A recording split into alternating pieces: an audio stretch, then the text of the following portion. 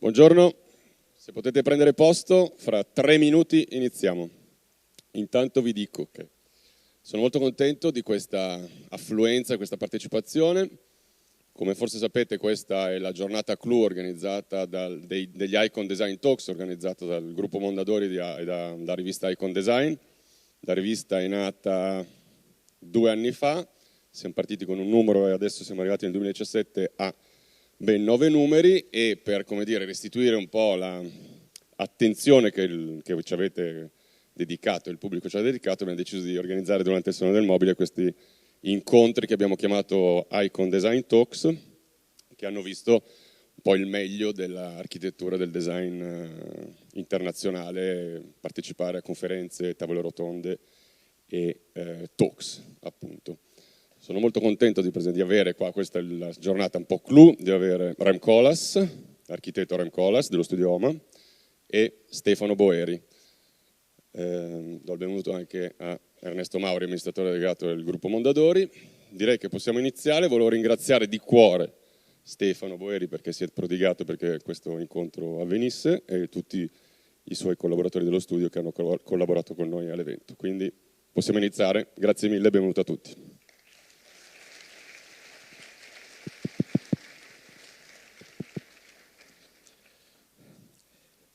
Thank you so much. So I have some issues to discuss together today, and I will start with a consideration about intensity.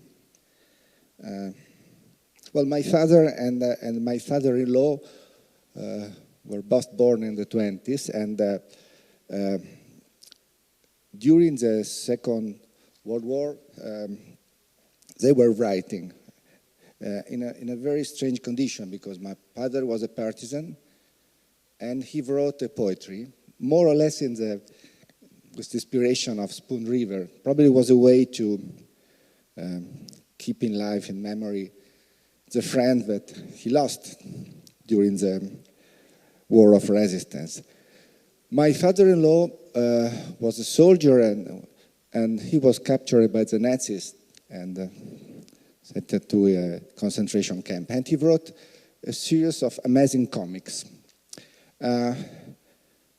Then when they came back, they completely canceled, erased this part of their life and the text. And they have write many other things. But for sure, these two texts probably still are the best way to fix their biographical profile.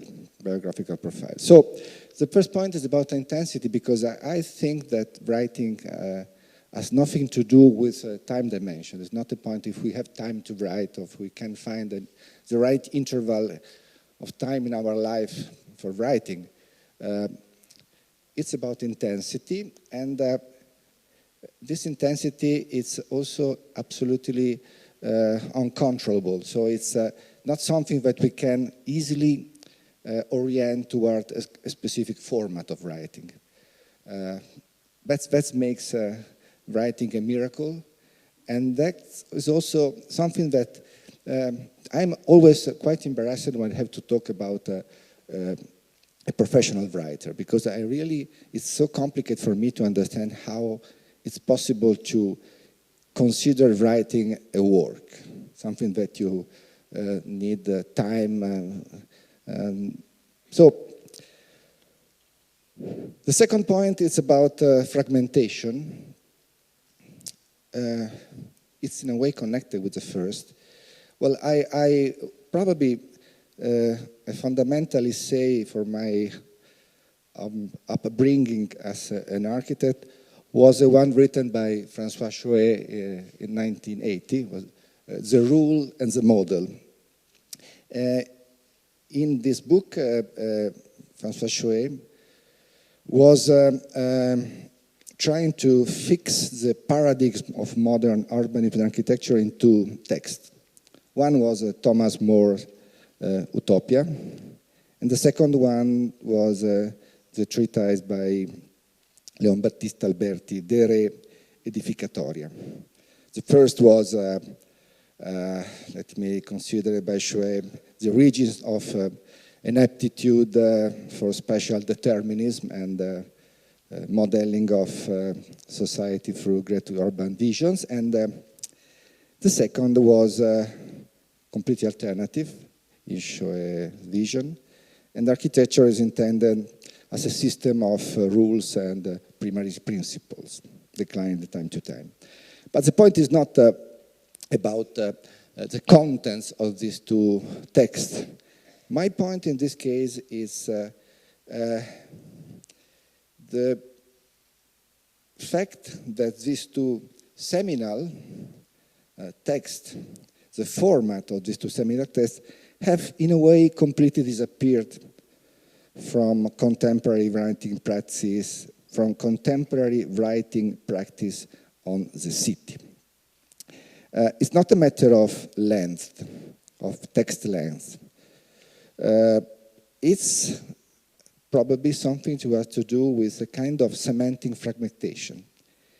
It is as if we could not compose an overall comprehensive, holistic reasoning on the city in a linear and progressive way. So the novel and the treatise, as well as the encyclopedia, are full text constructed from the beginning to the end to a finalistic logic, regardless of their division into chapters, parts, section, prefaces, or afterwards. What is happening, I think, that the treatise has become handbooks. The novels has become short stories or reports. And the success of books that are atlas, catalog, almanacs, that rather than building up an argument from the beginning to the end, they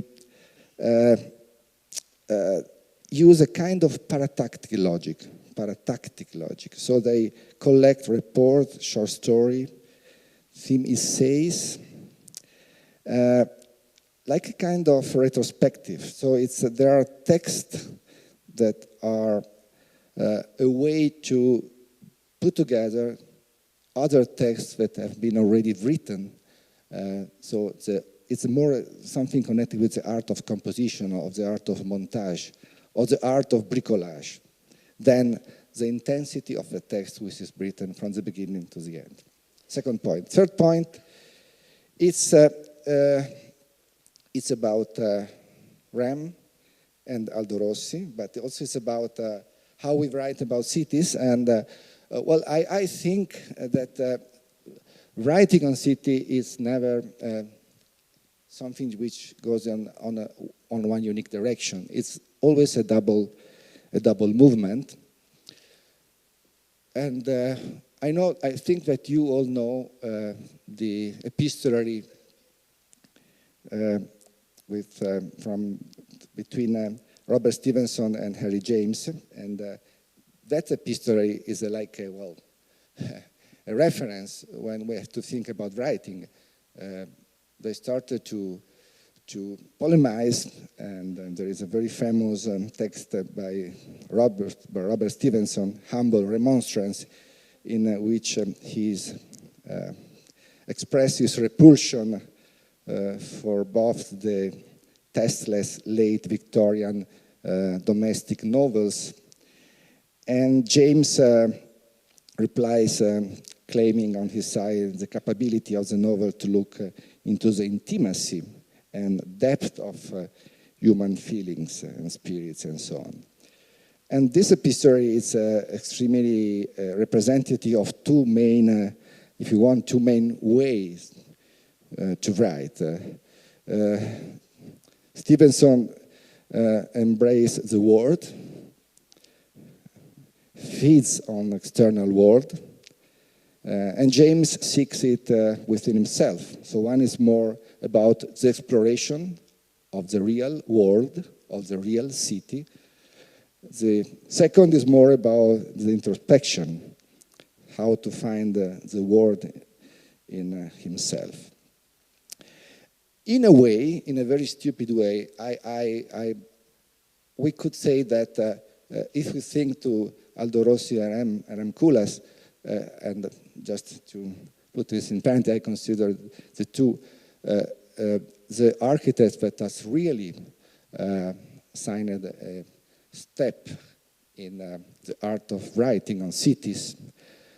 We could say, well, Aldo Rossi is more oriented by the Henry James approach. So how Aldo Rossi in L'architettura di una città is revealing the archetypes, let me say, the profound reasons of the city. It's more related with an amazing capacity of introspection. And Rem Koolhaas' books and basically the leader for New York are, if you want, more apparently, but that's an appearance related to his capacity to explore the contemporary energies and what he has written in the other books on cities as Atlanta or Singapore or Berlin are like excursion exploration on external world. But, well, we know that it's not so simple to define these two paradigms. And it's not so simple because I think that, as I was saying at the beginning, writing on city is a double movement. There is an explorative movement towards a physical, real, mineral city, which is in front of our eyes, a city who hosts the thing of the world. And there is also another movement, more introspective, on the other side of our eyes, towards conceptual regions, idiosyncrasies, obsession, something that I've called in my text a kind of internal city. And this double movement feeds on different levels of reality. So the exploration of the external city and the introspection of the internal city crosses other dimensions of the city. For instance, there is another dimension which is connected with what we could call a kind of matrix city.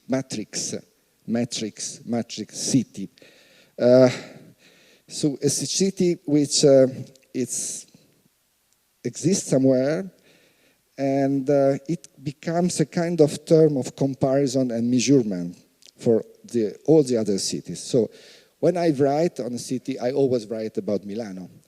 And for me, that's absolutely a kind of precondition. Milano is not my internal city, but is a matrix for everything.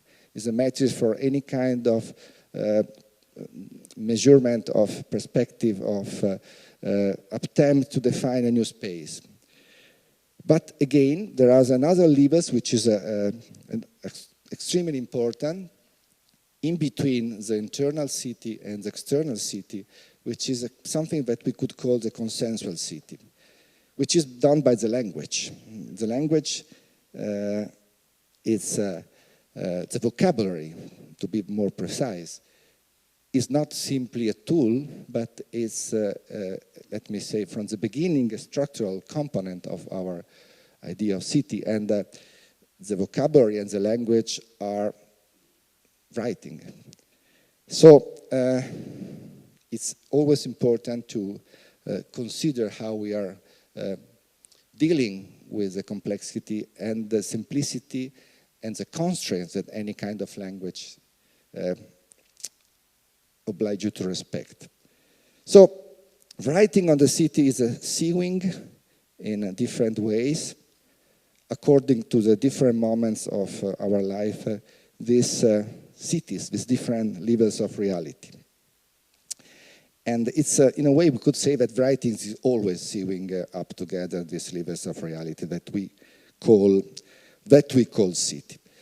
And then there is a last point, then we can go back, which is about something that I think I share with Rem, which is about the idea that city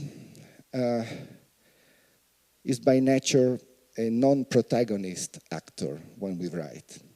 So I think that the city is by nature more, let me say, a huge, uncontrollable, unbelievable background of scripture. that's probably the reason that I hate novels that speak of one city as a kind of main subject. Honestly, I don't like Pamuk books on Istanbul. I don't like Suketo Mehta books on Mumbai. And I know that this is a little bit probably embarrassing, but honestly, I've never loved the Benjamin text on Paris. I think that the city, or it emerges as a kind of powerful backdrops, or it is annihilated by the little idiosyncrasies of its author. That's the reason I love so much London. I love so much London when it appears on the page of Sebald Austerlitz, or Paris in the Houellebecq's text. So they are there. The city are emerging. They have not been revealed, but they emerge from details. They emerge like a kind of common ground for the events that are described on the text.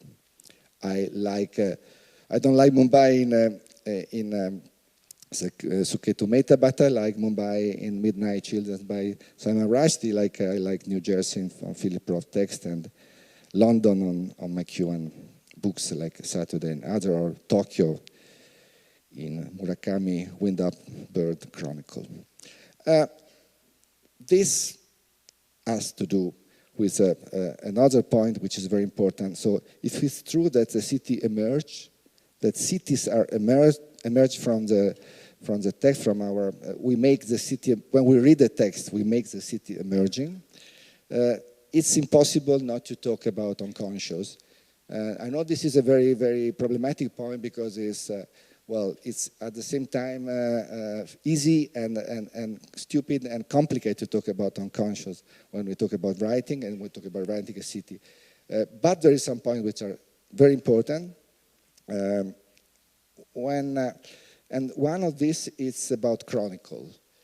And this is something that I think in a certain way I share with Rem Koolhaas, because what he has done on chronicle is really amazing. And I spent a lot of time trying to understand how he was so strong in using chronicle as a way to talk about cities. And finally, I had an answer, but I don't know if it is a right answer. But I think that chronicles, it's a selection. So there is a category of people, basically are journalists, that they are selecting all the immense amount of events that happens in his daily life, every day in every city of the world. And they do a selection. And this selection is very important. But how do they do the selection? They do the selection because they think to be in condition to interpret and to represent the nightmares, the expectation of the public. So this model, this format, this selection, it's not so different from the one that normally you are used to do when you do a clinical analysis, a psychoanalysis analysis. And this kind of selection is probably one of the best way to describe the immersion of the city in conscience, or the city as a kind of collective unconscious. Okay, I stop here.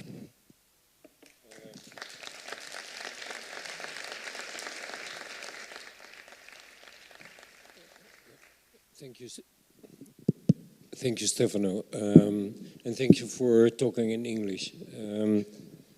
Basically, I will keep it kind of very short because I kind of prepared something on writing in general, but I think that it's not maybe so relevant, and I try to kind of reinforce your statements.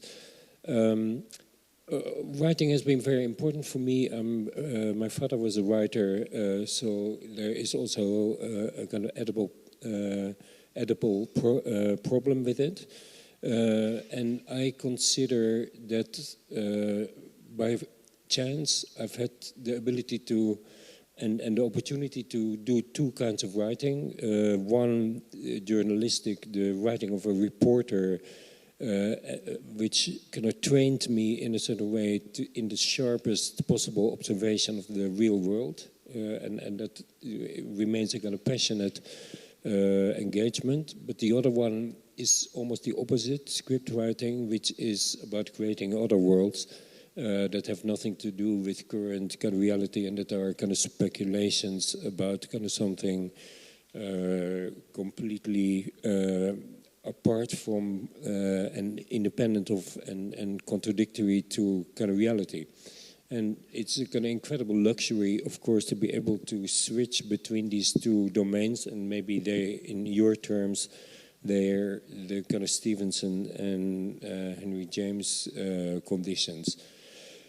I think it's also very important to say, and that is maybe because my father was a Dutch writer, that the moment I started to write about architecture, I switched to English. And that was simply because I, for several reasons, I was educated in architecture in English. My whole vocabulary in architecture is also an English vocabulary.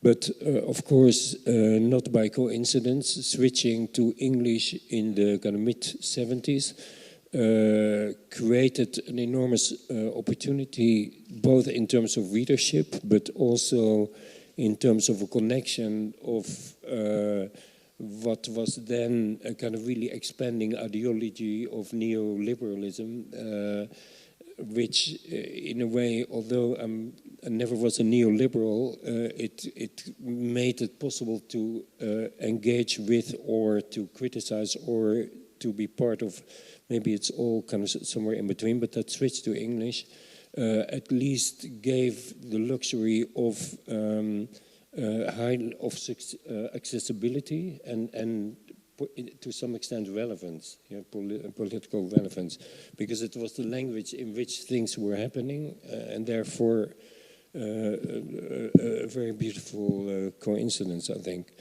But now that the Anglo-Saxon world is in some kind of retreat, I'm also becoming more interested in writing in different languages again and withdrawing from English. I think that writing for me is incredibly important, not because it reinforces me to represent my personal point of view, but almost the opposite. It enables me to assume many different identities, some of these which are completely fake, and particularly this kind of experimenting in kind of fake identities is very crucial as a kind of rejuvenation action in architecture, because architecture is extremely slow, but also extremely heavy in terms of seemingly having to represent a particular point of view or a particular identity or a particular kind of position. And the beautiful kind of thing about writing is that I can contradict those positions or deny them or escape from them or explore other identities. I was very interested in your issue of identity, of intensity, and writing, and I think you were hinting at a situation where seemingly writing is the domain where many people would have the most freedom, but in fact there are also kind of limitations and obligations and cultural kind of imperatives that make it much less free than you think it is. And I think that particularly now that we write in parallel to internet, I think that an enormous amount of freedom has been kind of weirdly enough taken away from us. But maybe we can talk about that kind of later. I think what we don't talk about, and which is perhaps today part of writing, but also a totally independent entity in which we are both involved, of course, is publishing and media. And of course, without writing, there is no publishing, but publishing is, on the other hand, an extremely crucial domain at this point, and media are extremely compelling, of course, and irrevocable in terms of their power, but extremely difficult to control or to manipulate or to engage with. And I think that apart from that kind of statement, maybe we can kind of make a distinction in the kind of further discussion that we have about, what is the difference between writing and publishing. Maybe I'll leave it at this so that we can actually have a dialogue. So I think. Hello? Okay. No, I suggest, because I think that we have a common publisher with this. Manuel Orazi, Quadribet, who has published some of the books. So please, it's up to you now, man. Thank you. Thank you. I have many questions because I work with writing from a different position, as a reader, as a reviewer, as a corrector, in a different way than magazines, which is another planet into publishing to books, because they are really different world. I have a question in general about identities, in the sense that I would like to know you. For example, I am very much hit by this playing game with identities, which I do believe it, because literature, for me, to be extremely short and brutal, is the great literature is the way to be someone else and to be plural, to be many people. So this is in general to be very brutal. But I'm also very much fascinated by the relations that this has with languages. Because, of course, today, in globalization, we use, everybody of us, even in the same language. We use one language in the university, another one in the supermarket, another one in the family. So it's not only about plural language. This plurality has always been existing, even in one. So I would like to know, for example, especially to Stefano, who very much in his books, at least, likes to mix different genres, also of writing. Psychoanalysis you made, but also semiology. You use it in your first PhD thesis. You use really different genres beyond architecture and urbanism. I think that those are also not only genres, are the kind of languages. I would like to know if you, this is probably, it is an unconscious, this use, this ping pong between identities. I can understand it's very, very funny in a way. But I think there are differences between your work and your two, because you like so much this going from one identity to another. For example, I do think that the author of Singapore Songlines and of Junk Space are clearly two different people. In the style of one is kind of aggressive, very, very, very brutal, and the other one is very much more classic and traditional as an analysis. Instead, you, Stefano, you have a tendency to mixing up, to make an assemblage as a style constantly. So you don't like to differentiate. I found it very in line also in your writings for newspapers sometimes. So, I have the impression you are scared to play with different identities. On the contrary, Rem likes very much to testify, to make experimentation on these possibilities that architecture do not allow you. Mm-hmm. So I don't know if I am wrong.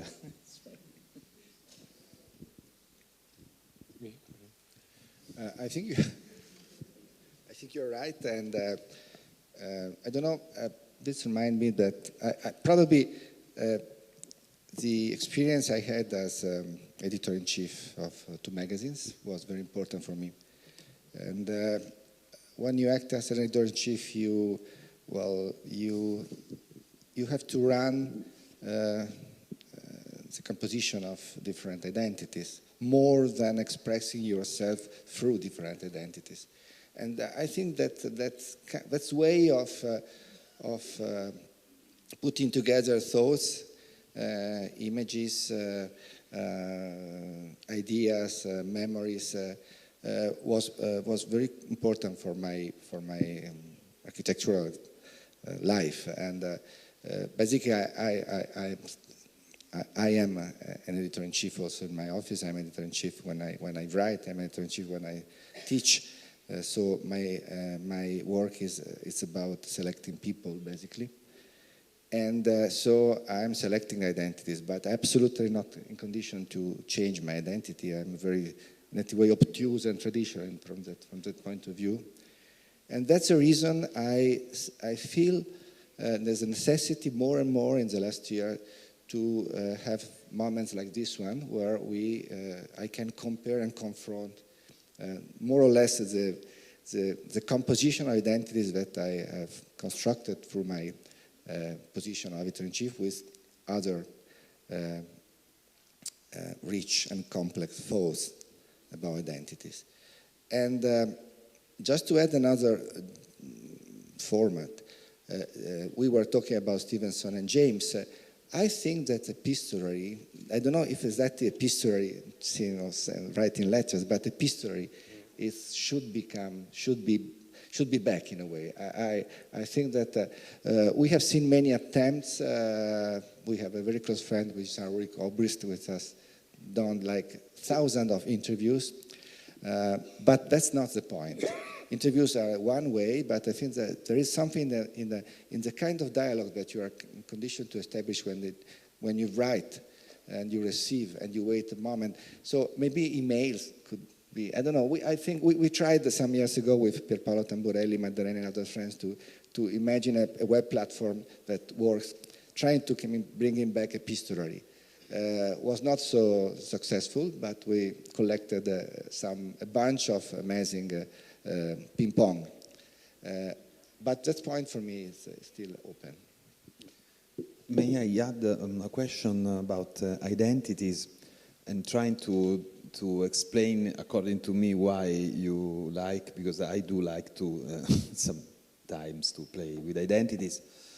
For example, you are playing in this also, I think, officially, because OMA, it's also something where to get lost, their one own identity, and also there is AMO.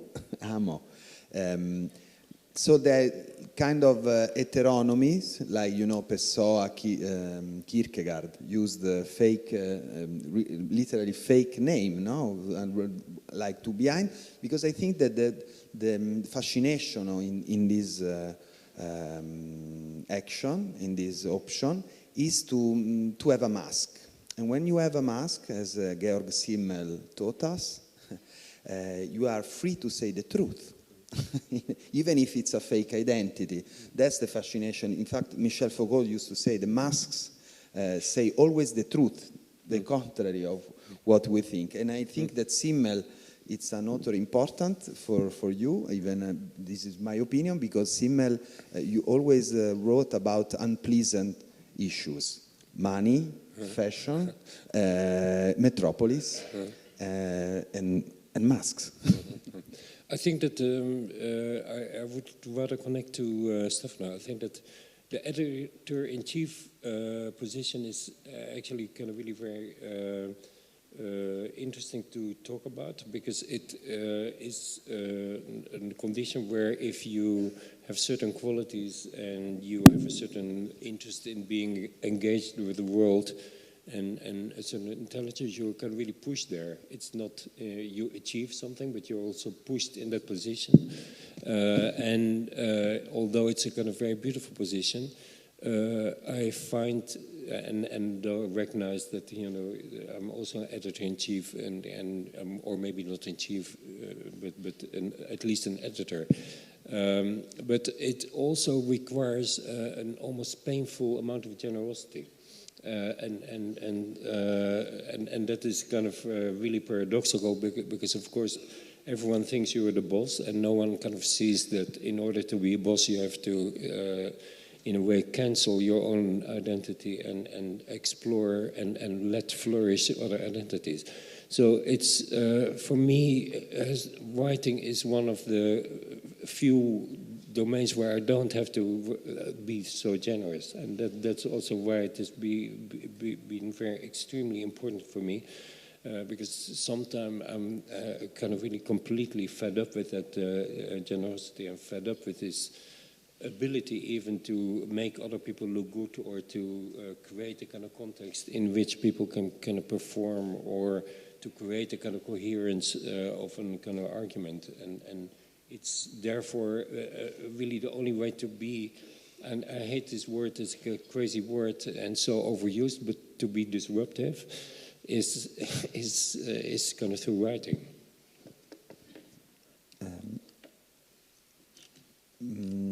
About this condition to be pushed, also it's at the base of writing. I was touched by your memory about your father and father-in-law writing during the war, but they were not isolated, because I remember that Ludwig Wittgenstein wrote his Tractatus in the trenches during the First World War.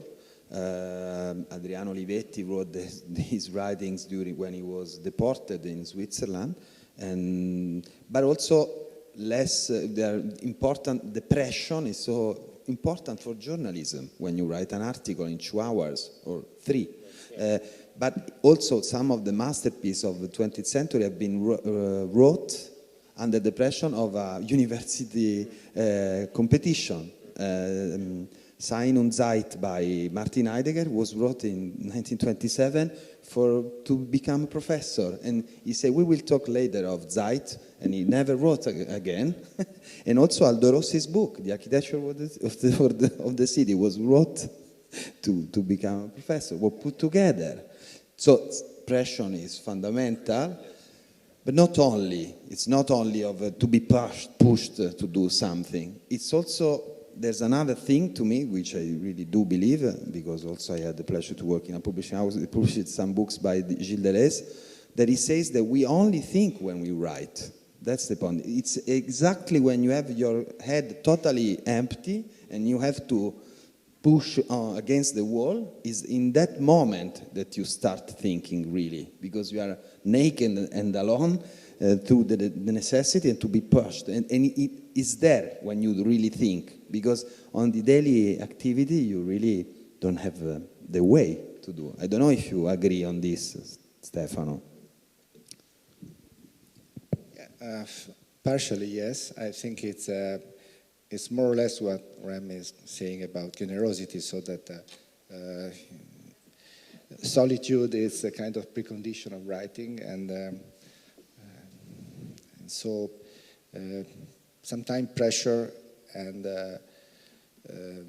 accidents are helping you to find the best way to stay alone and to feel solitude as a resource, because normally we're used to think solitude is a damnation. No? So that's absolutely true. Well, I think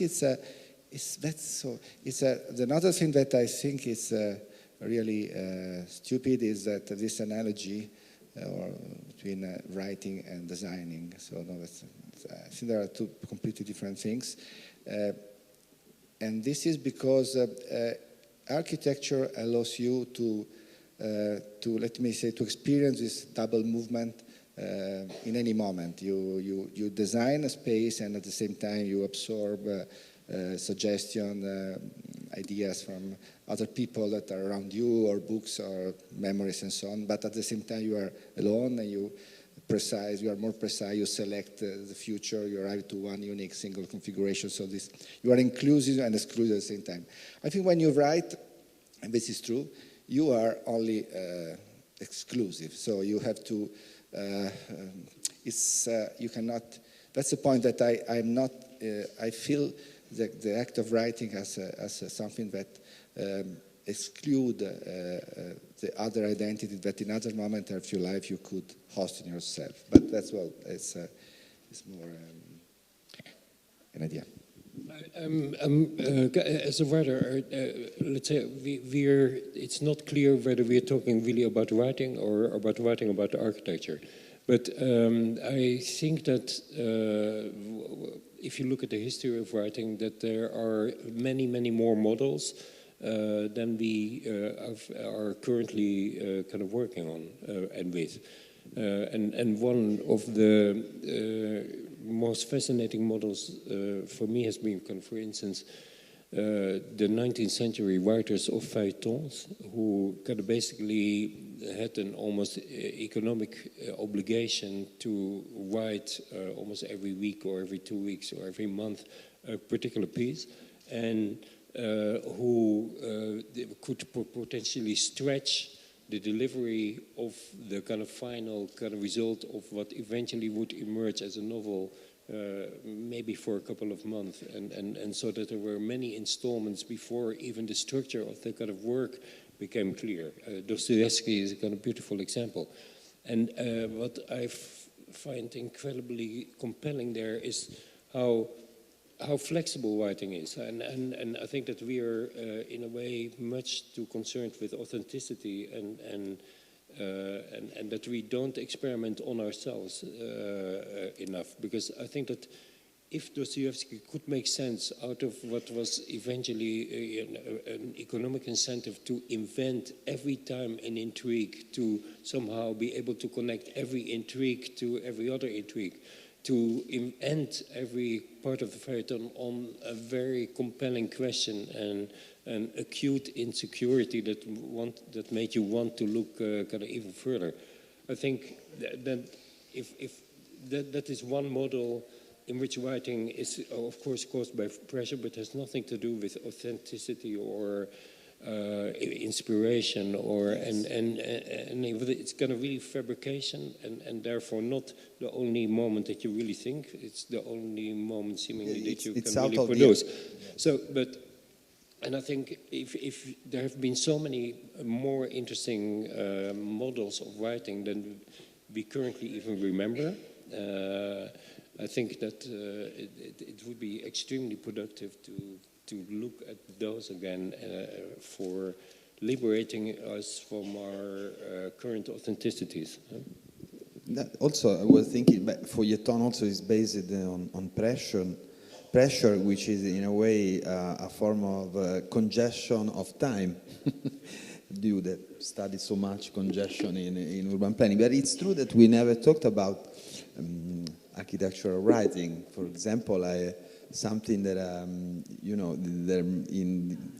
it's true that feuilleton is out of this idea of look at writing is totally out of an artist point of view. It's not about art. It's like a work, and it is. It's so much. And architects, as a reader of architectural writings, they usually have the tendency to write as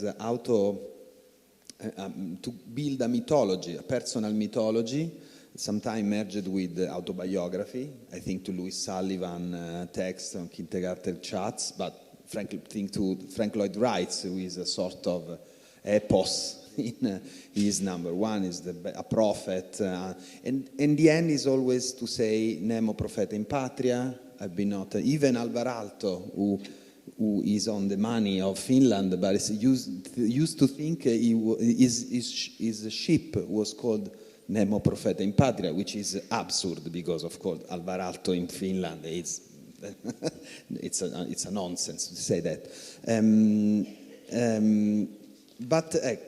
So we could try to say which are the architects, the books by architects who are not following this cliché and not following what we found more productive in this. No, I mean in the history, in this sense of writing as a work who could be useful to everybody, not only architects maybe. That's also a chance, because of course we have the classical treatise, but I don't want to go also so far. But maybe we should. It's also a big difference, in these two senses. Maybe we can figure out also, not Italian architects especially, but I don't know if we want to try to make this simple game. Can you tell us what for you? Actually, really difficult. Can you be more precise? I'm going to ask. No, no. For example, the texts which were not only not building an auto-mythobiography. Okay. By architects, which are the most in the end, apart you two. But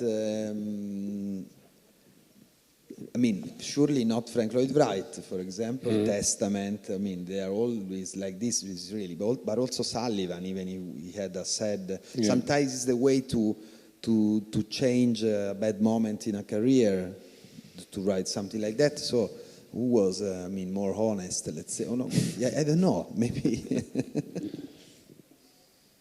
Just a model of writing that we could point out.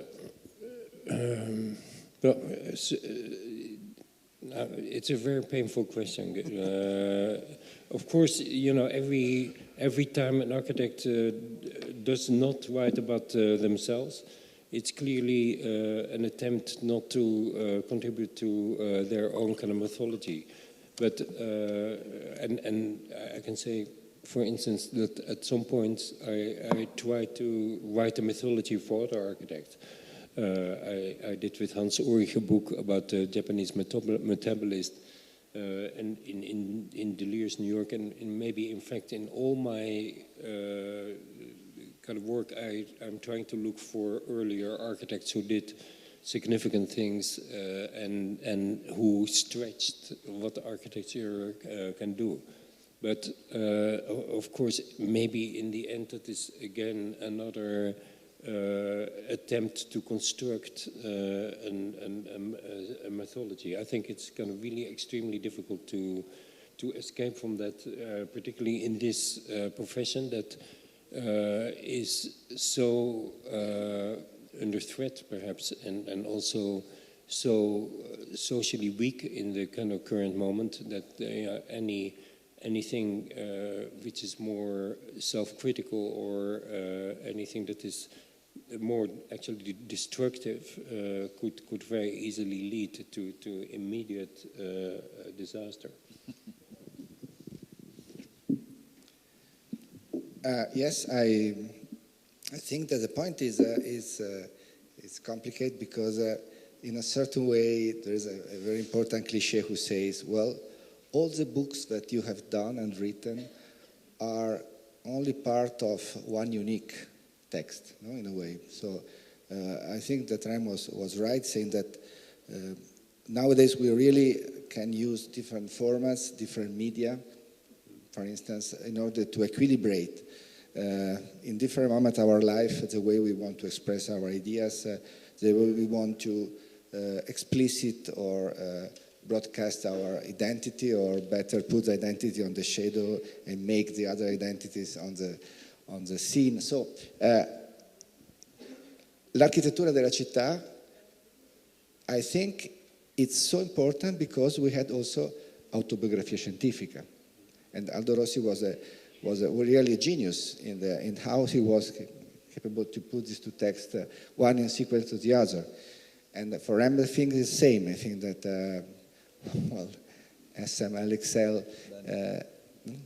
No, I think it's really but this is again, and for me, the point that I started to put at the beginning. So why we are not in condition nowadays to write a treatise or a big novel on cities? It's not up to us architects, but that's the point. That's the point. And just to go get with cliché, there is another thing that I like to underline. I love Italo Calvino, and you know that how much I was inspired by it. I always say that I have a very strong debit for his idea of literature. I think that what he wrote on the 60s, for instance, and Il Barone Rampante basically was so important for me. But I think we have to say now, and it's something that we have to say, that Le Città Invisibili is a very bad book. It's a very stupid book. We have been submerged in the last 20 years of quotation about Città Invisibili. And this is a way to kill Calvino and to kill the cities, because cities are there like stickers. No? They put the city everywhere but honestly, this is a book which is not so well written, and it has not to deal with cities. It has to deal with other things.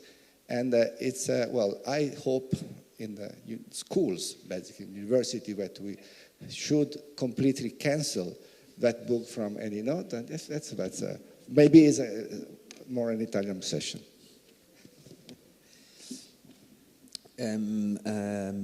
Maybe I have also a possible answer to my previous question, in the sense that if I'm thinking, well, I mean, you two have something in common to me, which is, of course, the city, the reflection of city, which is a constant source, not of inspiration, of work, of daily work, also to think in general through the metaphor of the city. The internal city by Stefano, it's a metaphor of his mind, of his identity, personal assemblage of people, events, and readings, and works, and design.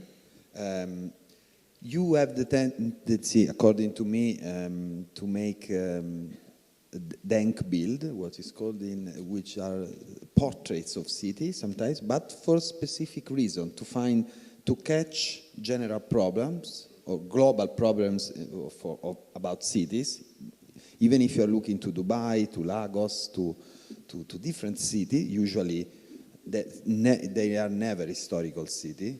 And this is, I don't know why, but they are always unpleasant city considered, like Atlanta. But it's true that it's very rare, for example, this genre, this reflection, this face-to-face with the city. In Italian we say corpo a corpo. And I think in 20th century I can mention only Hilbertsheimer, book on Grostadt, which is not about himself, but it's about the city. And also Hilbertsheimer was the right hand of Mies van der Rohe, so he was very well with not having a prevailing identity. This is something that I appreciated. Rossi for sure, because in the Rossi book there are not his own projects, like in the Venturi book, Complexity and Contradiction, in the end, on the Le Corbusier style. It's really, his first idea of title was Manuale di Urbanistica, which is totally anonymous, no? Like many others before, and then not so many other work on the city, so present at the base where in architectural history of writing about books. But I think that Stefano kind of through literature was kind of trying to raise another issue about cities. Basically, the architecture profession thought not so long ago that it knew how to design cities and that its obligation was to design cities and to teach how to design cities. At the same time, we are surrounded in the form of all the cities that you call unpleasant, that nobody can design cities anymore, or rather that the cities that people know how to design are completely different from the cities that architecture kind of proposed and that architecture considers legitimate and organized cities. So whether we want to or not, we are kind of basically confronted with phenomenal amount of evidence of the kind of redundancy and even the absurdity of our profession. And so it's a really deeply tragic kind of situation that we all explore in different ways to deal with that. And one of the ways is, of course, to look at those uncharming cities and to find qualities in this. This is another attempt which I think I still kind of really like a lot, where we simply said, okay, let's look what is happening then, instead, and let's see whether we can engage with that or do something kind of with it. So, and of course, particularly in Italy, this impossibility of continuing to imagine the city is really more traumatic than anywhere else, and you're kind of really your entire country is tortured by this condition, because it is the one country that cannot make the step to another field. Yeah, and no single Italian has written about anything which is not Italian, kind of in that sense. And I think somehow, I think that we are seeing this very clearly in the earthquake affairs. There is a difficulty in general to imagine another kind of installation in those places in central Italy after the earthquake. They really cannot, I know it very well because I live in Mcewan, really near to the problem. There is the general difficulty to see a different kind of disposition of cities, which are now disrupted. And Stefano knows this very well. But I'm saying it without any condescension or without any distance. I feel part of the kind of same dilemma. I'm Italian enough to kind of really feel the same thing, and also. You're right in a certain way that here there is all the evidence of kind of wonderful city building, kind of in all its forms, shapes, and in all its kind of generations and kind of richness. And No, it's true. At the same time, Italy is a country of Salgari. Salgari was a millstone on writing, and probably he spent all his life in a room, but he's written stories on exploration everywhere. Exotic. So in one side, and Italy, Rem knows so well the story of Italian movie, the period of Fellini, for instance, and also that's another. So there is a way in which we are so strong in imagination and so powerful in realizing a kind of parallel realities. And so these two things are probably paradoxically connected. And but for sure, it doesn't happen in the architectural field. You are totally, from that point of view, you are totally right. Yes. Okay. So maybe, I don't know, questions for the public. Yeah. If there are questions in the public, we will be very gladly give you the microphone. You should profit.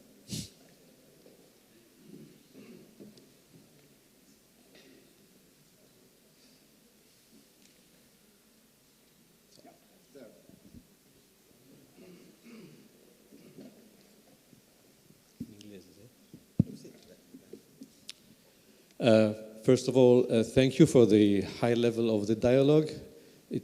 Personally, I find it very stimulating. I agree with Stefano Boeri that some novelists, some writers don't need to make cities protagonists to be very effective. Ian Mcewan is a very good example.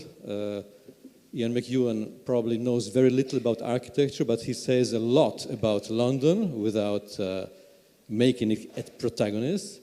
But I have to protest on one thing I have to defend Orhan Pamuk of Turkey because it was a very rude comment by Stefano Boeri. I'm not a specialist of Turkey and I'm not a friend of Orhan Pamuk, but today we should be more political and less aesthetical in speaking about this, because Orhan Pamuk is a part. He tells about the honor of. He defends the honor of Istanbul in a very difficult moment of Turkey.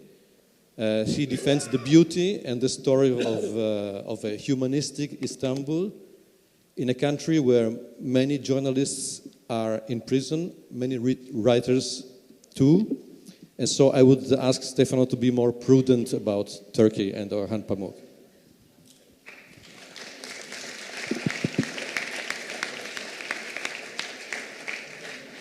I just answer, but well, I spend a period of my time in politics, so I understand what you mean, and you are diplomatically right and politically super correct, so okay.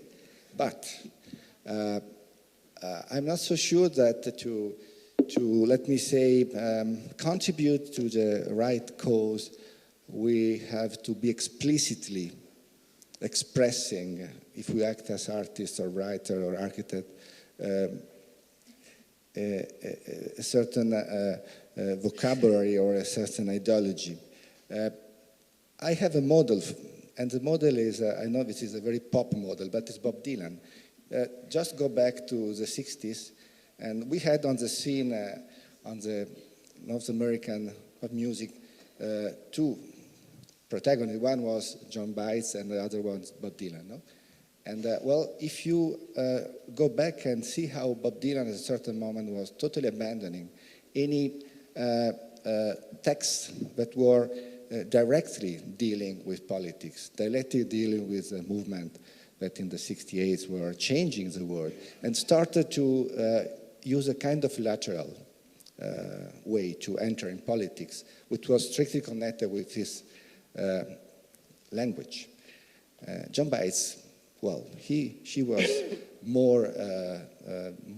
much more direct and coherent, and she continued to talk about the condition of black people, to talk about the necessity of equity in the North American society and so on. But honestly, who of the two really made the story? That's the point.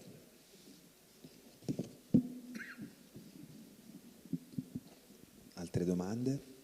Ecco. C'è il ragazzo.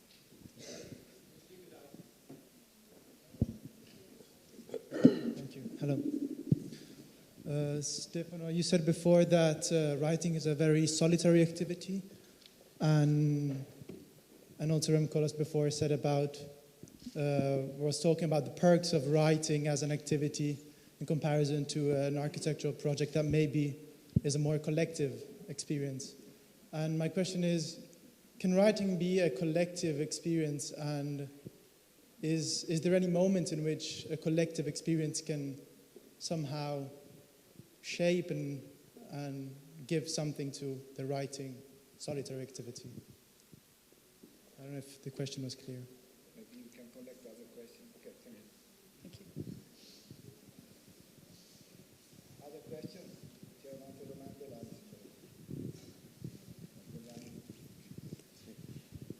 Hello.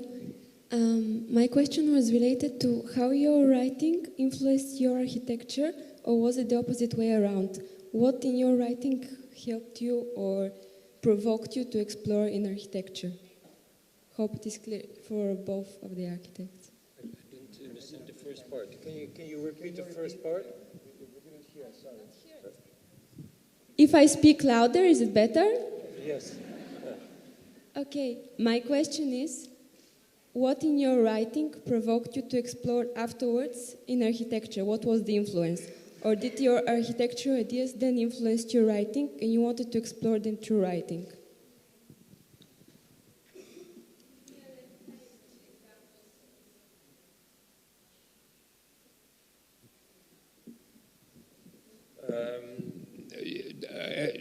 I think it's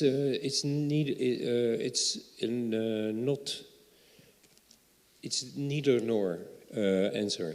So in certain cases, in my particular case, which is maybe easier if I answer that way, there were kind of moments that in order to play a certain role as an architect, I wrote a manifesto, so that I, in a way, with that manifesto, created a space that I could occupy myself. So in that case, the writing is first, and then the architecture follows. But there are also kind of moments in architecture where architecture came first, for instance, the involvement in a particular country, and that then the complexity of the country or the extreme nature of the country or the artificiality of the country, such as, for instance, Singapore, became so intriguing that it felt interesting to write about it. So there is no chicken and egg or situation, I think. And I would like to answer, can you write collectively? I think that it's a very good question, because I think we're all talking about kind of solitary kind of writers, but yes, there are kind of situations where writers can be seriously aligned and can produce things together where they make a very point which becomes more compelling because it is more than kind of one individual. And I think kind of, for instance, Mutations was one of those kind of situations where many of us in different parts of the world felt that something was going on.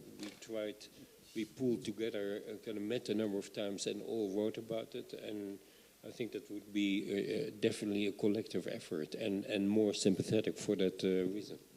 And also, practically, there are only 2 books by Stefano who are not collective in all career. Your first book was collective, has particular tendency in publishing collective books edited by other people, even not architects. No? Why don't maybe someone could say, hey, you are hiding too much. True. I think and for instance, if you go back in history, the first encyclopedia, the French encyclopedia, was kind of definitely a collective effort where kind of many intellectuals were kind of sharing the kind of responsibility and dividing the world in kind of chapters. And I still think it's an unbelievably inspiring kind of model that we used, for instance, in Elements of Architecture also, kind of without the same glorious result, but with the same, at least, collective mentality. Yes, not to mention the Italian philosopher Enzo Melandri, they used to say that even solitary books are collective works, because you are collecting, and it's very close to the internal city idea. Anyway, it's another way to confirm the different between the act of writing and the act of designing, in a way, because I think in the architectural field, the idea of a collective work it's a little bit hypocrite, from a certain point of view. So solitude, it's really something which is there, totally there. Okay. Grazie. Thank you so much, Ram. It's so great to have you here.